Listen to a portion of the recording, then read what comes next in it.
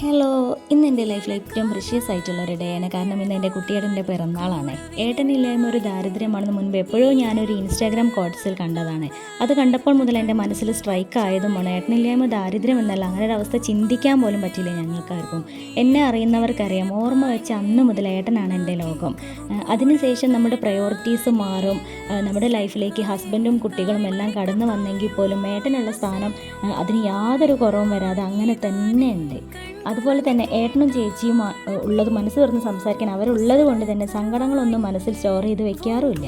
എന്നാലും എപ്പോഴും ഒരു വിളിക്കപ്പുറം ഞങ്ങൾക്ക് വേണ്ടി ജീവിക്കുന്ന കുട്ടിയേട്ടൻ ഉണ്ടെന്നുള്ളൊരു ധൈര്യം, അതാണ് നമ്മൾ മുന്നോട്ട് കൊണ്ടുപോകുന്നത്. ഭൂരിഭാഗം ആൺകുട്ടികളെയും പോലെ തന്നെ കുടുംബത്തിന് വേണ്ടി ജീവിക്കുന്ന ഞങ്ങളുടെ കുട്ടിയേട്ടന് 1000 പിറന്നാൾ ആശംസകൾ നേരുന്നു. ഇനിയും സാധിക്കാനുള്ള എല്ലാ ആഗ്രഹങ്ങളും സാധിക്കട്ടെ എന്ന് ഭഗവാനോട് പ്രാർത്ഥിക്കുന്നു.